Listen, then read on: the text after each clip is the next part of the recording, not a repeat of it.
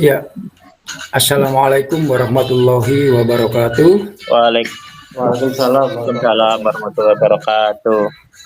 Alhamdulillah, terima kasih materinya malam ini. Hari ini kita dari Pak Abadi, dari Pak Syukri, juga Mas Herlia tentang batalnya syahadat ya.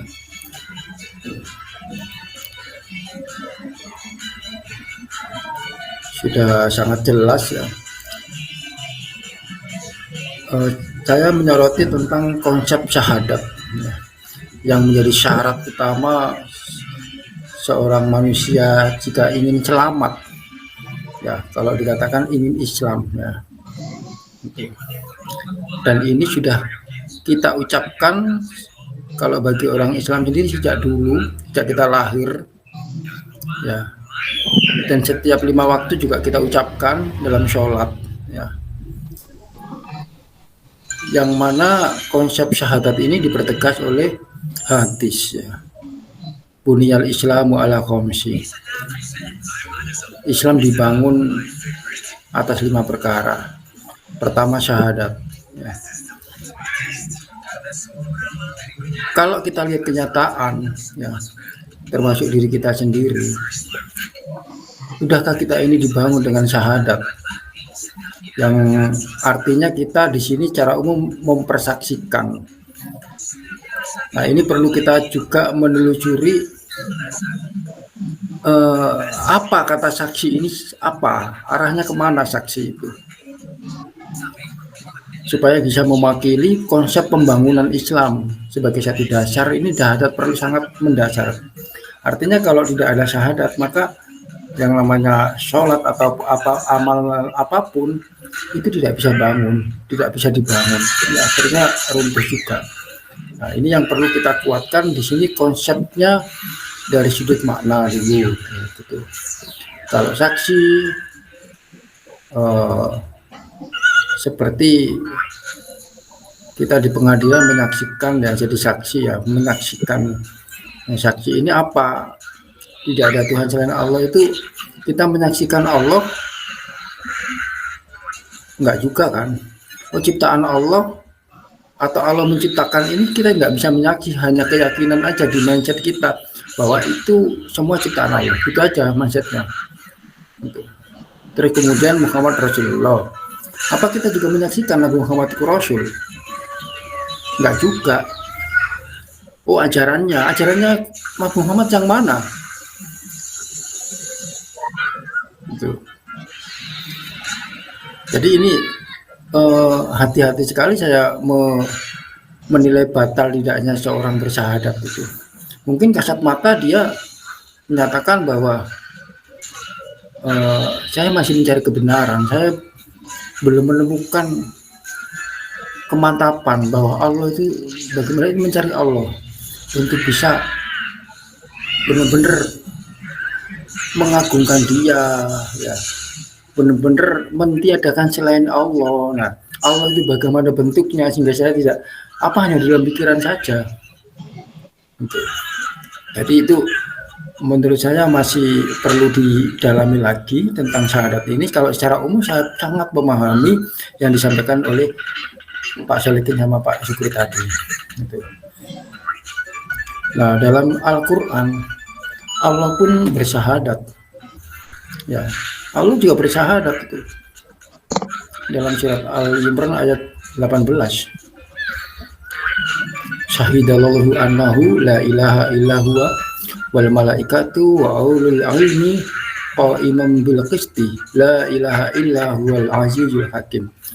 Allah menyatakan, jadi syahadat ini diartikan menyatakan bahwa tidak ada Tuhan selain Dia. Malaikat juga bersyahadat, demikian juga para malaikat bersyahadat. Nah, demikian juga orang yang berilmu ya. Kemudian orang yang menegakkan keadilan, tidak ada Tuhan selain Dia. Nah, jadi sama nggak syahadatnya Allah dengan syahadat kita itu? Ya mungkin berbeda, tapi Allah menyatakan begitu bahwa tidak ada Tuhan selain Dia. Itu pernyataan. Jadi menyatakan, ya, menyatakan ini bisa menyampaikan, mengatakan atau menyatakan menjadi kenyataan. Jadi Allah menyatakan bahwa semua yang ada di dunia ini adalah Dia yang mengatur. Hanya begitu. Kemudian istilah lain syahadat juga dikatakan kesaksian. Ini dalam surat Ali Imran ayat 53. Rabbana amanna bima anjalta wattaba'na rasulah waktubna ma'asyahidin. Ya Tuhan kami telah beriman kepada apa yang Engkau turunkan dan kami telah mengikuti Rasul. Karena itu tetapkanlah kami bersama golongan orang-orang yang memberi kesaksian. Jadi kesaksian di sini adalah mereka yang mengikuti apa yang Allah turunkan dan mengikuti sunnah Rasul. Gitu. Ini mengikuti secara total atau mungkin sebagian saja. Gitu. Karena kalau kita mengikuti secara total nggak mungkin. Quran memerintahkan banyak yang belum kita laksanakan. Rasul memberikan banyak contoh, belum tentu kita bisa melaksanakan semua. Itu. Nah kalau seperti itu apa juga termasuk tidak bersyahadat, tidak menjadikan kita menjadi saksi, menyatakan tidak menjadi kenyataan. Kemudian syahadat itu juga dikatakan mengetahui, tahu. Dalam surat Ali Imran juga ayat 70, ya ahlal kitabi lima takfuruna bi ayatillahi wa antum tashhadun. Wahai ahli kitab, mengapa kamu mengingkari ayat Allah padahal kamu mengetahui? Jadi syahadat ini juga dimaksud juga mengetahui. Nah, dikatakanlah juga syahadat itu pengakuan. Nah, dalam surat Ali Imran juga ayat 86. Kaifa yahdillahu qauman kafaru ba'da imanihim wa syahidu ar-rasula haqqu wa ja'ahum bayyinatu wallahu la yahdil qaumadz zalimin. Bagaimana Allah akan memberi petunjuk kepada satu kaum yang kafir setelah mereka beriman serta mengakui, pengakuan bahwa Rasulullah Muhammad itu benar-benar Rasul dan bukti yang jelas telah sampai kepada mereka. Allah tidak memberi petunjuk kepada orang yang zalim. Jadi syahadat ini sangat kompleks ya.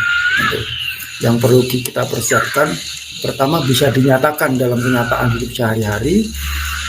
Konsep Allah tidak ada Tuhan selain Allah itu. Kadang kita terbesit keinginan kita untuk meniadakan, lupa kadang bukan karena Allah. Contoh saja, contoh kita sakit kemudian sembuh, kadang lupa konsepnya itu yang menyembuhkan adalah dokter. Akhirnya kita direkomendasikan, insya Allah alhamdulillah itu sudah hilang maknanya, hanya di bibir saja. Alhamdulillah saya berkat ke dokter ini sembuh, sama coba berobat ke situ, ya gitu. Jadi penekanannya bahwa Allah yang menyembuhkan itu ya nggak kelihatan. Atau rezeki, ya, tadi mengatakan bahwa apa usaha kita itu yang menentukan, enggak, Allah itu kadang lupa, kadang nggak ingat lagi karena kerja keras kita. Ya alhamdulillah itu cuma sekedar manis bibir saja, tapi saya telah berusaha keras untuk usaha ini akhirnya maju, gitu aja, alhamdulillah itu. Jadi perlu kita renungkan kembali ya tentang syahadat ini, dan memang kita tidak lepas dari pengaruh-pengaruh di luar ya, yang banyak sekali yang mempengaruhi kita sehingga kita melupakan bersyahadat. Jadi meletakkan dulu syahadat ini bagaimana sehingga kita bisa membangun sholat kita, ya, zakat kita, haji kita, ya, puasa kita ini dasarnya dari syahadat yang tadi memang proses ya, jadi tidak serta-merta kita itu bersyahadat. Makanya kan selalu dibaca dalam sholat itu memang untuk diulang-ulang konsepnya, bersyahadatnya itu. Gitu. Jadi benar-benar nanti akan tumbuh, mungkin kalau saya belum bisa merasakan, tumbuh dalam kesadaran kita bahwa memang Allah itu tempat gantungan hidup kita. Nah, itu bagaimana wujudnya, bagaimana bentuknya, bagaimana ya akan terlihat dalam kenyataan hidupnya dia. Jadi nanti akan disaksikan dan Allah juga menjadi saksi. Kafa billahi baini wa bainakum syahida. Jadi itu katakanlah Muhammad, ya, siapa yang menjadi saksi ya di antara kita ini Allah. Jadi Allah juga menyaksikan kita. Nah, itu yang bisa saya tanggapi dari syarat ini. Tentang batalnya saya juga nggak bisa menilai apakah saya ini juga batal atau batal. Oke lah. Jadi kalau kita keluar dari konsep syahadat jelas akan membatalkan. Artinya ini juga sekarang kita di Indonesia kita nggak berhukum dengan hukum Allah. Katanya jadi kalau nggak berhukum dengan Allah kafir. Nah, gimana coba? Kita nggak berhukum dengan hukum Allah ini sekarang. Gitu. Apa juga kita keluar semua dari syahadat itu, dari Islam namanya begitu. Nah, itu yang coba pertanyaan coba dikaji lagi. Kurang lebihnya mohon maaf jika ada salah. Wabillahi taufiq wal hidayah. Wassalamualaikum warahmatullahi wabarakatuh. Waalaikumsalam warahmatullahi wabarakatuh. Terima kasih Pak Adi atas apa yang sudah ditanggapi pada pertemuan hari ini.